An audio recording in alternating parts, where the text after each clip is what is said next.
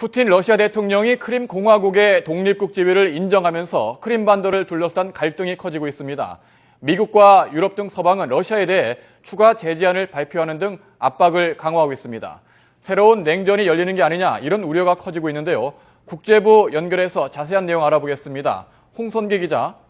네, 국제부입니다. 네, 푸틴 대통령이 국제사회의 경고에도 불구하고 크림 공화국을 독립국가로 인정하는 데 서명했군요. 네, 이 블라디미르 푸틴 러시아 대통령은 우리 시간으로 오늘 새벽 크림 공화국의 독립국 지위를 인정하는 대통령령에 서명했습니다. 크림 공화국 영토 내에서 우크라이나의 법률이 적용되지 않고 우크라이나 의회나 다른 국가기관의 결정도 이행되지 않는다는 게 주요 내용입니다. 이 푸틴 대통령은 우리 시각으로 오늘 저녁 의회 국정연설을 통해서 우크라이나 사태와 관련한 견해를 밝힐 예정인데요. 이에 앞서 크림 공화국 의회는 주민투표 결과를 토대로 우크라이나로부터 독립을 선언하고 러시아의 합병을 공식 요청하기로 했는데요. 잠시 들어보시겠습니다. Имеет возможность попасть в нормальную, серьезную армию, получать хорошее, достойное жалование и служить нашей родине.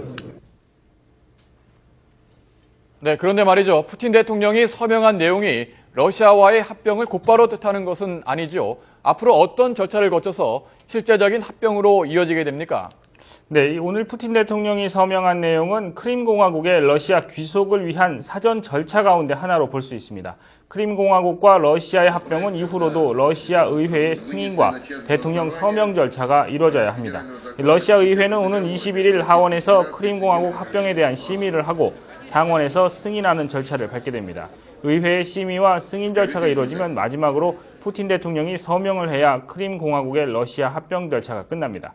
과거 사례를 예로 들어보면 지난 2008년에는 러시아는 조지아로부터 독립을 선포한 남오세티아와 아파지아의 독립국 지위는 인정했지만 러시아와 합병하는 것은 승인하지 않기도 했습니다. 네, 합병 가능성이 더욱 커지면서 러시아와 서방 국가 사이의 대립도 격화될 조짐이죠. 네, 미국과 유럽연합은 크림 공화국의 주민투표 이후 곧바로 러시아에 대한 2차 제재에 들어갔습니다. 우선 러시아와 크림 공화국 고위 인사 21명의 자산을 동결하고 여행을 금지했는데요. 상황에 따라 추가 제재에 나서겠다는 입장입니다.